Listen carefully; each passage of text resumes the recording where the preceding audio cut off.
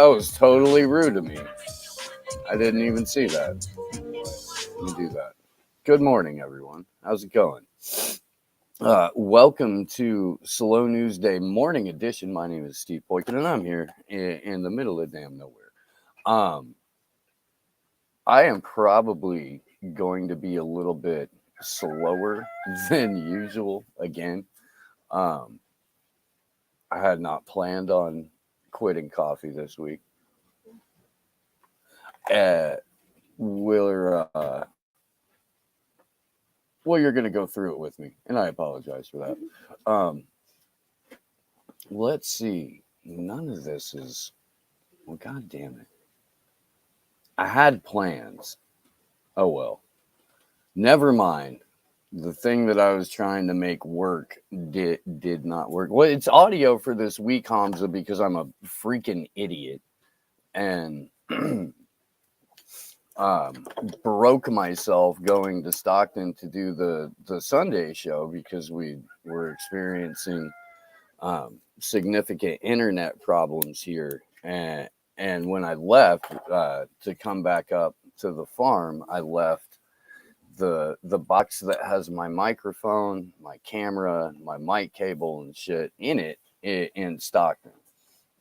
And because it's a 10-hour round trip and costs about $240 to $270 in gas to do that round trip, and I had less than 10 hours between a show and $0.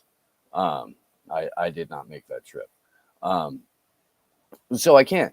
And I'm aware that the laptop has a camera, Hamza. No, really? My laptop has a camera. Holy fuck. I've been doing live broadcasting for 3.5 years. I've got 600 episodes, 4 different shows that I've hosted. You're telling me that there's a camera on this thing? No, they don't make laptops with cameras. You're pulling my leg. And I'm not going to stand for it. See, the funny thing is we already thought about that. And Steve spent a not insignificant amount of time with some fucking isopropyl alcohol trying to clean the fucking camera lens. Because the first thing that I do when I get a laptop is I tape the fucking camera on it. And then I forget about it. Because I do not imagine myself in a situation where I'm going to have to do this thing. Because, you don't plan for this. I planned for equipment failure in that I got extra equipment, which I also brought to Stockton because I wanted to see if Sleepy could fuck with it. Yeah, no, it's not even that. It's not even that. If this was just a fucking, Steve got high and left his camera, then we wouldn't even be talking about it. We wouldn't. No. We might, but we'd be making fun of it. In this case, it was 100% giant fucking ball of stress and inability to run through a checklist to make sure you're not fucking yourself when you get back to your spot. That's what it was. Way too stressed out. Not fucking thinking about making sure that I had the shit that I needed to go with me because all of the shit that was happening had taken center stage. That's what happened. I stressed out. I fucked up. Now we're doing the show audio only for a bit. Don't get me wrong. I would love to go and get my equipment and stuff. That's not up to me.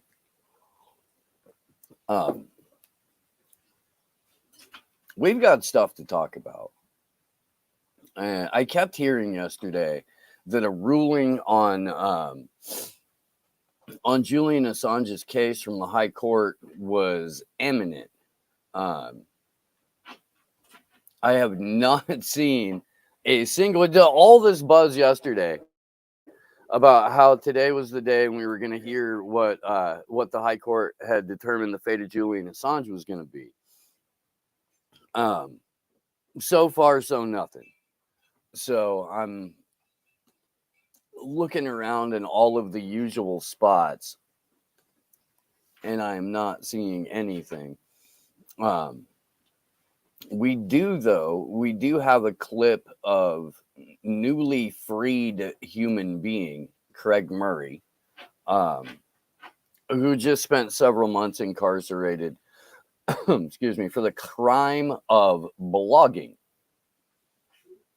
The official crime was I think tried to give him some sort of interfering with an investigation charge for some made up shit they called breadcrumbing, where if you had, they made it sound like based on the way that Craig Murray was writing about the Alexander Salmon trial, that someone with no understanding of the case and no inside information could, based solely on Craig Murray's work, discover who protected witnesses were. And they called that breadcrumbing, and they said that it was illegal because it exposed sources or something like that. The whole thing is preposterous. It's because Craig Murray had unpopular and correct opinions on people like Alexander Salmon and Julian Assange. Hey, Sleepy, are you there?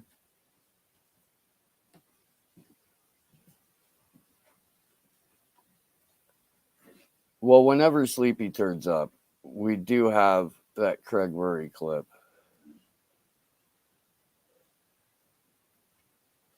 However, it's going to get kind of pointless if I'm 8 stories into the day. Let me go to the Kevin Gostola article, just kind of giving a recap of what's gone on here with this, because let's be honest, Merrick Garland, the Attorney General, a very beleaguered man. He was supposed to be a Supreme Court justice. That's what Merrick Garland was supposed to be when he grew up. He did, played all the right games. He joined all the right clubs and society. He was supposed to be a Supreme Court justice. And when he had his opportunity, when it was his turn to have that lifetime appointment, the people that he had supported and helped get into the positions of power that could then turn around and help him. Well, they fucked him. All right, my sound's working now. Okay, cool. So Merrick Garland's in a pretty, he's in a wild spot. We'll get into it a little bit. First, let me bring up this clip. Which clip is it? Craig Murray. All right.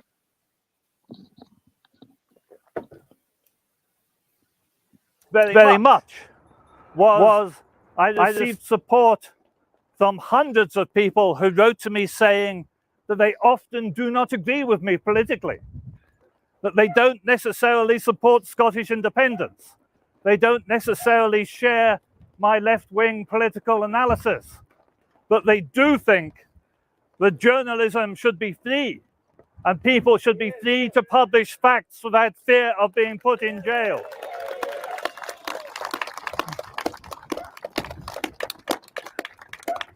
And I might add that although I today am delighted to be free, I shall never really feel free until my friend and colleague Julian Assange is also free. Very much was I received support. Very, very, very good to see Craig Murray walking around like free man. Really is. And he does have a point. And as long as they have the free press locked up and tortured in Belmarsh prison every day, getting screwed around over and over and over and over on this appeal shit, no, man. No. Way less freedom than people think. It is really good to see Craig Murray. Good to see him. Good to see him with a nice full beard, trying to take a page out of Ray McGovern's playbook.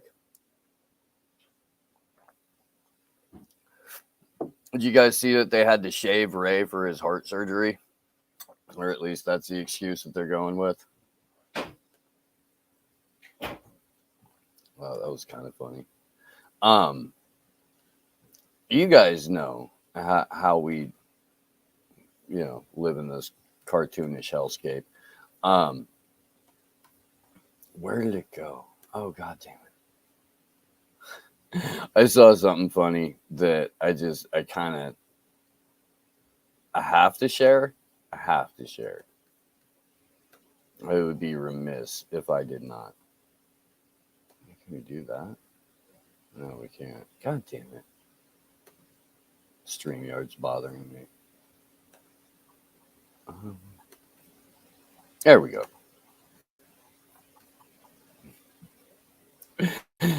Dr. Oz. Dr. Oz is going to be a senator, you guys.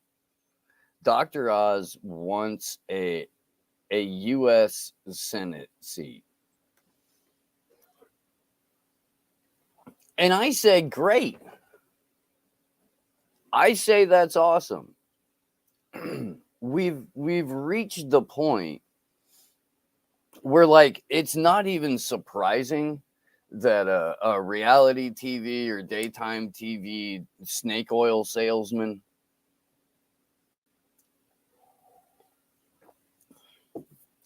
can be in Congress. This is the part of the complete collapse of the empire that's at least a little entertaining, you know, because I mean, Dr. Oz is such a clear charlatan that I mean, at least there's no question about the caliber or character of the, I guess, human being that you're dealing with. If you do that, Dr. Oz, that's just wild. I didn't know he was from Pennsylvania. Oh my God, we got a clip. We do. Sleepy, I'm going to drop this in the StreamYard chat. We got a clip of Dr. Oz pitching himself for Senate. And it's from his own web. That's beautiful. That's beautiful.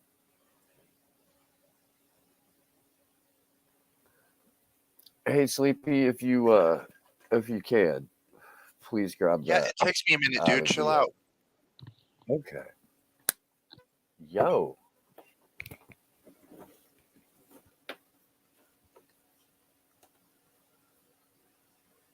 I'm just talking, buddy. I used to get yelled at for dead air. My parents came to America to find a better life. And they did.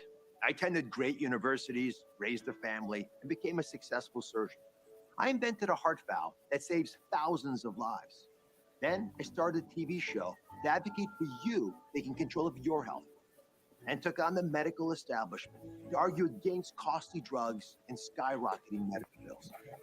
But COVID has shown us that our system is broken. We lost too many lives, too many jobs, and too many opportunities because Washington got it wrong. They took away our freedom without making us safer and tried to kill our spirit and our dignity.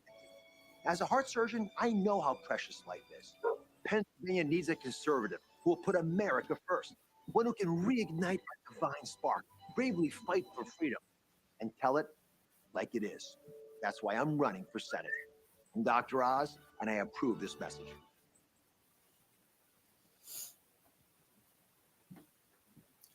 I'm not sure what I'm supposed to buy, Josh. Like, I think that he was trying to sell a Senate seat, but at the same time, it also seemed like it was a little infomercially. I feel like I need to know more about this timeshare or this wonderful commemorative coin. Do you get these guys who are in TV too long and they think that everything's got to be a TV show? You know what I mean? Or like, because they was basically walking around on the set of his show talking about how he wants to be in the Senate. And if there's one way that Dr. Oz is guaranteed to connect with the everyday voter in conservative rural Pennsylvania, it is walking around on the set of what really looks like it could be Ellen DeGeneres' show, talking about supplements. I don't know.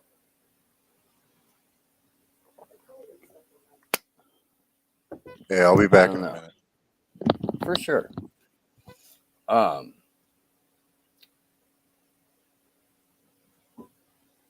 So we have from remember yesterday when we did that little story on the Business Insider getting a bunch of flight logs from a Freedom of Information Act request that they weren't supposed, they were sent by accident. So there's a couple of things. We have those. And I wonder if, yeah, this is the one that I have.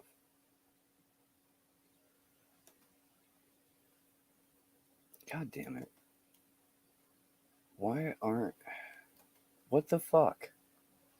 I'm not even sure.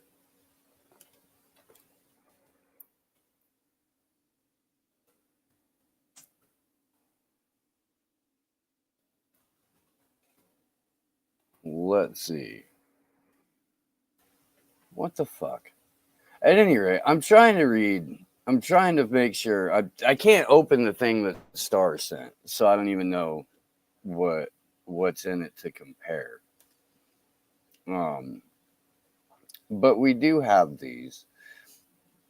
Basically, it's I don't know, years of flight records.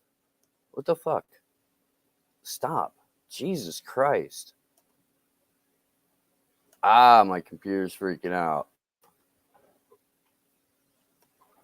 Go the fuck away.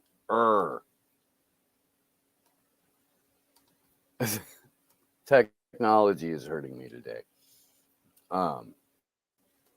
Most everything is. Jesus Christ. Why won't you do what I want you to do?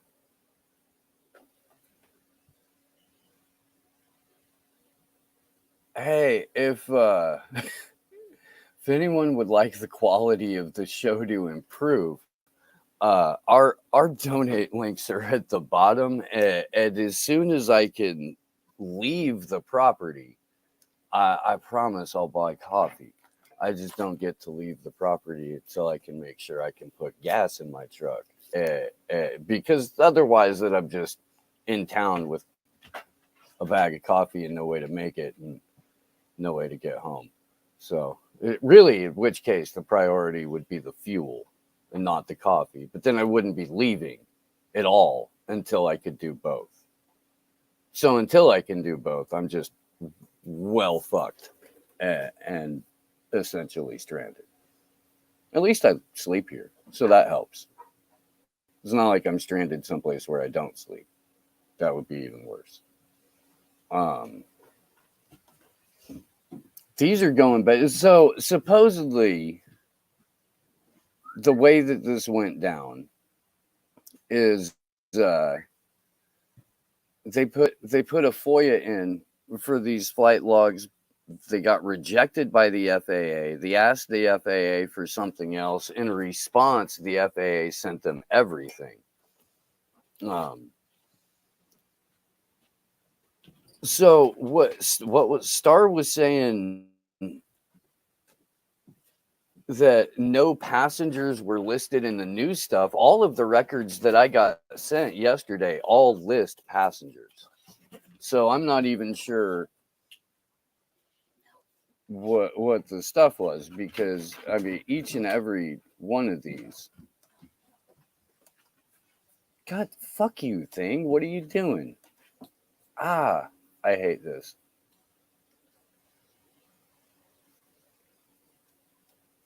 Let's go all the way down.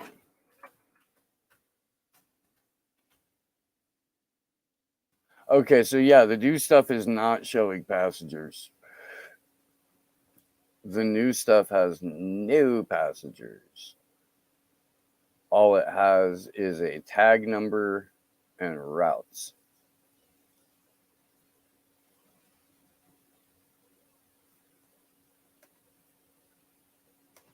Interesting.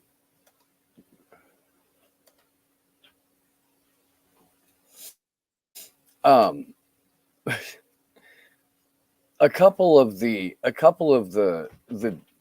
handful of decent writers that we have over in the UK have been trying to, like, they're standing there like, hey, I don't know if anyone's noticed or not, but Israel and the UK kind of terroristy, little terroristy, little bit. Yes, Jamie, I did see Bill Gates on there.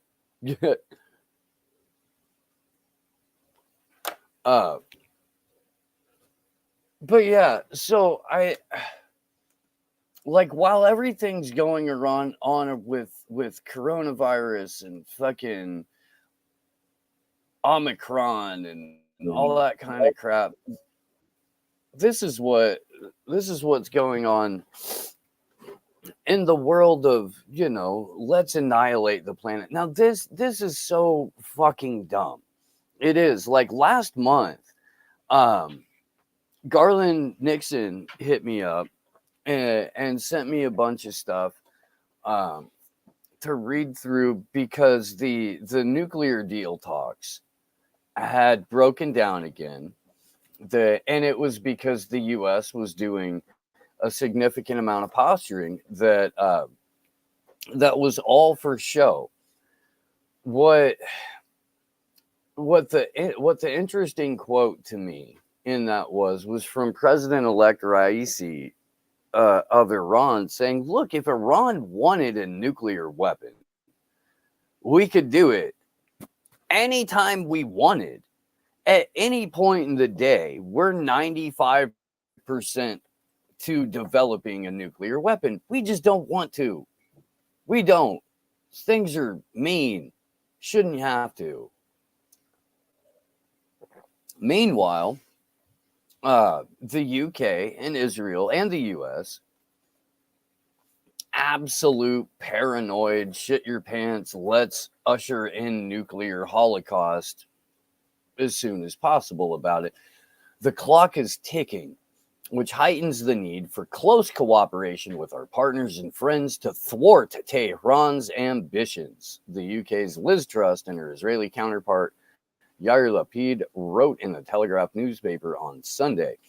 Israeli prime mass murdering war criminal Naftali Bennett said earlier in the day that his country was worried that world powers would remove sanctions on Iran in exchange for insufficient caps on its nuclear program. That means they want Iran to have zero nuclear program. That's what the insufficient cap is. You didn't ruin the whole thing entirely. You didn't just tank it, start from scratch. They really want any country that they're not claiming divine right to be a 50,000 hole desert golf course. Fucking gross. Meanwhile, Israel and Britain will sign a 10-year agreement on Monday to work closely on areas such as cybersecurity, technology, trade, and defense, according to the Telegraph.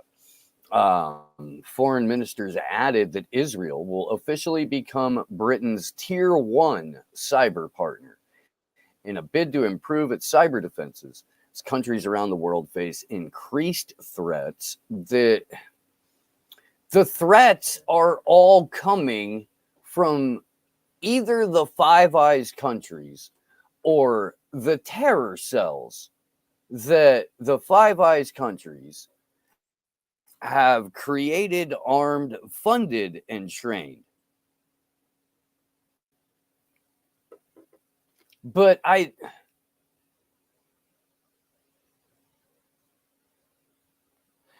yeah, Star, that's what I was looking at from that jump share link. That's what I had up on the screen. That's what I got sent yesterday.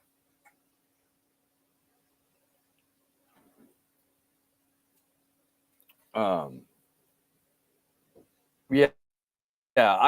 apologize for being snappy sleep. I don't know how much time is elapsing between pauses. I don't know any of that shit. I have fucking no coffee and I already don't sleep. I'm fucking falling apart, homeboy.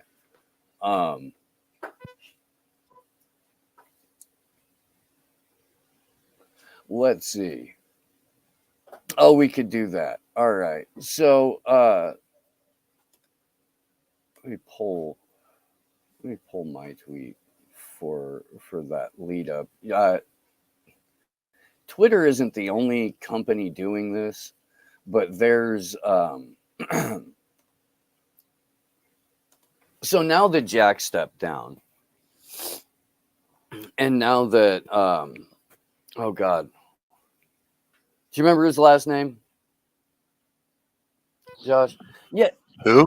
the new CEO of Twitter. No, I don't remember. Okay. I think he's a censor happy goon. Let me address this question real quick, and then I'll get to the Twitter story.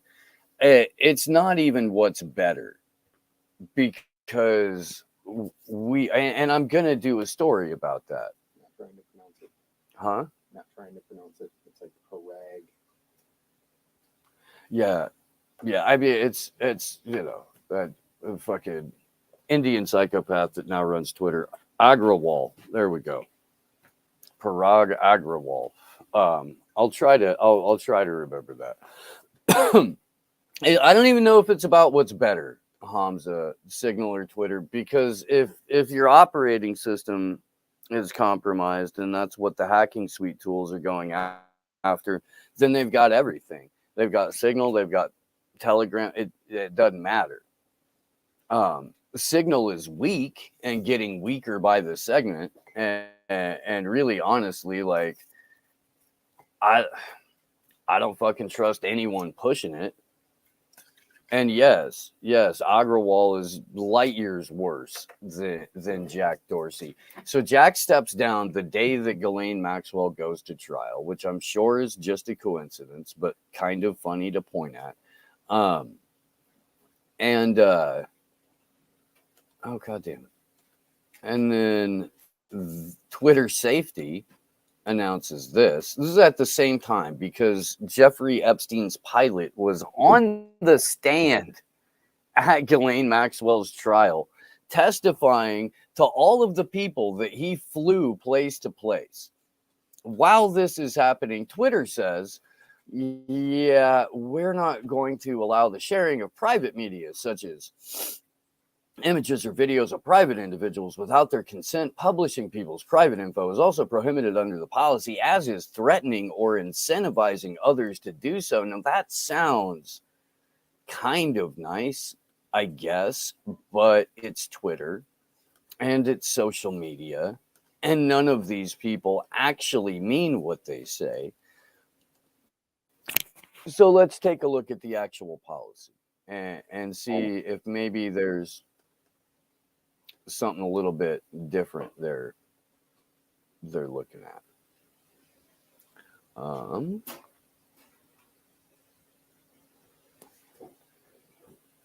Okay. Threatening to dox someone, which is really about 65% of all Twitter activity. That's now against the Twitter rules.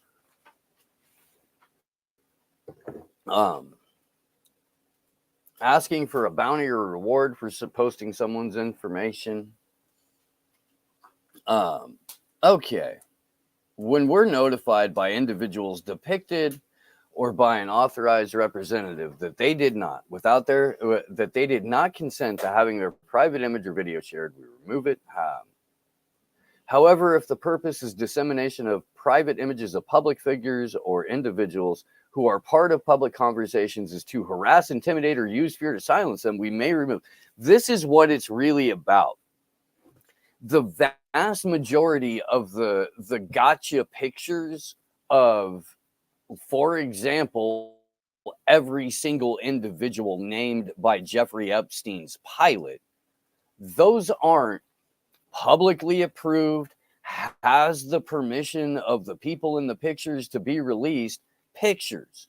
They're stopping guerrilla journalism with this policy.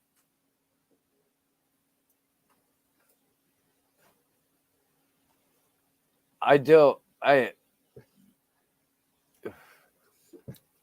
understand why people aren't making that connection. I really don't. And then they've got their soft language and their happy horseshit, but they're going after independent media. The new thing is media of private individuals without the permission of the person. That's fine. So if you're, this is big. I don't want to gloss over this. Media of private individuals without the permission of the persons depicted. What do you think that is?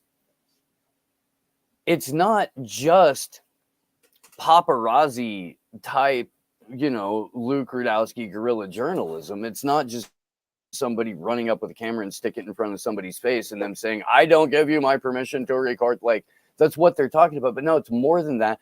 That means filming cops too. That means any media organization that isn't, fully credentialed by whatever multitude of different organizations they're going to say you need credentials from. It's not just that. It's not that you can't film outside of those parameters, but anyone you're filming has the right to go after what you produced, what you put out. That's what social media is now telling you. Essentially, the thing that made independent media, huge, gone from the social media spaces where it only flourished. Do you see what's happening? It's a massive attempt to shut down citizen journalism. We have here, that's the court order. Oh, so this is fun. I'll show this. News outlet got a hold of an FBI training document that shows what data can be obtained from encrypted messaging apps. So Hamza, fortuitous question. We're going to look at Signal and Telegram. Right, meow. A recently discovered FBI training document shows that U.S. law enforcement can gain limited access to the content of encrypted messages from secure messaging services like iMessage, Line, and WhatsApp, but not to messages sent via Signal, Telegram, Threema, Viber, WeChat, or Wickr. This is where I'm definitely going to want some Sleepy Josh input on there to explain the shit that I don't understand. So I knew that all of those secure messaging services previously had, like WhatsApp and iMessage and Line, already had a backdoor built into it so that law enforcement could get in there no matter what. The document doesn't include any new information, but does a good job at providing an up-to-date summary of what type of information the FBI can currently obtain from each of the listed services. Past news reports have already exposed that the FBI has legal levers at its disposal to obtain various types of personal information, even from secure messaging providers that often boast about providing increased privacy to their users. The content of the document, which may be hard to read due to some font rendering, is also available in the table below.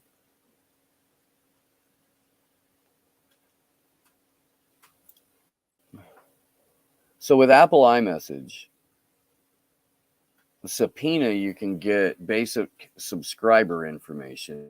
You can get 25 days of message lookups from a target number. And you can get a backup in the cloud with the search warrant. So they're saying with Signal, you can only get the date and time a user registered and the last date of a user's connectivity to the service. Telegram no contact information provided for law enforcement to pursue a court order. As per Telegram's privacy statement, for confirmed terrorist investigations, Telegram may disclose IP and phone number. So it sounds, Hamza, really, I mean, again, none of this matters if you've got Pegasus grade or better hacking tools. And almost all of these law enforcement companies do. But on the surface, Telegram appears to be marginally worse on that. If law enforcement could show a valid terrorism case warrant, they would give up your shit.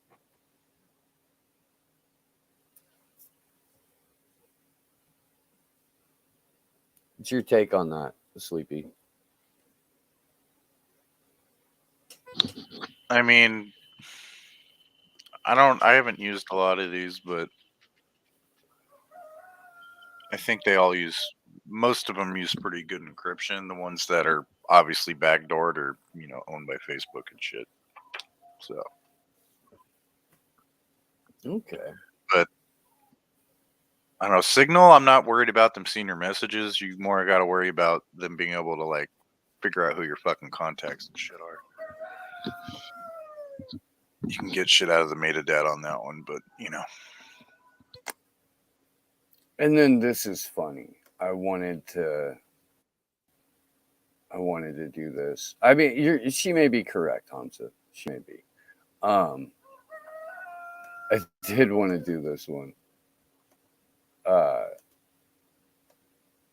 Former Georgia representative, and actually, one-time Libertarian Party presidential candidate Bob Barr wrote this. Biden's infrastructure bill contains backdoor kill switch for cars. Buried deep within the massive infrastructure legislation recently signed by President Joe Biden is a little-noticed safety measure that will take effect in 5 years. Marketed to Congress as a benign tool to help prevent drunk driving, the measure will mandate what automobile manufacturers build into every car, will mandate that automobiles build into every car what amounts to a vehicle kill switch. As has become standard for legislative mandates passed by Congress, this measure is disturbingly short on details. What we do know is that the safety device must passively monitor the performance of a driver of a motor vehicle to accurately identify whether that driver may be impaired. We'll read that again. Legislated into the infrastructure bill is a mandate for auto manufacturers to build into every vehicle a device that passively monitors the performance of a driver to accurately identify whether that driver may be impaired. Bob Barr, not Bill Barr, who is a clear demon. Bob Barr, who is, by all accounts, just a rotund, gap-toothed, benign gentleman.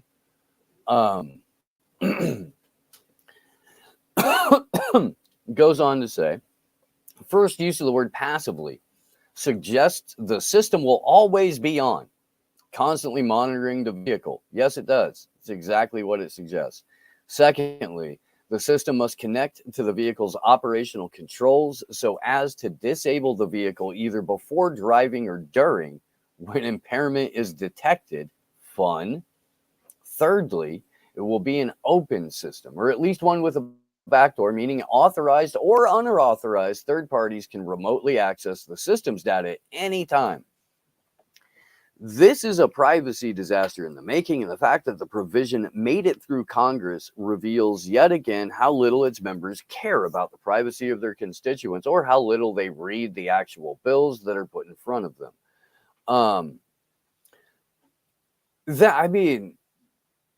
So they're going to put you in your self-driving car. They're going to put you this whole Great Reset shit, this whole Fourth Industrial Revolution shit, the whole transhumanist agenda, it's all about losing your humanity, removing your humanity, eliminating the human experience. I mean, dude, I don't own an automatic transmission. When I did, I liked, when I did, I didn't like it. I would rather have a stick shift. I'd space out a lot when I drive and can do that way easier in an automatic. And when I have a manual transmission, I'm inherently more connected to what I'm doing. I have to pay more attention. Jamie Deluxe is in my chat lying. He is 100% a car fucker. He doesn't own a camera. That's not his camera that you see on his show. That is, in fact, the car's camera. That's how much he loves the cars. I'm kidding. He actually does photograph cars. It's a hobby. He doesn't get paid for it or anything. He literally just walks around Myrtle Beach taking pictures of cars. And then he posts them on his Instagram. And he pretends that they're his cars. And then puts out a flyer for his show. Actually, if you live anywhere near Myrtle Beach, Jamie Deluxe is playing. Go check that out. Do that.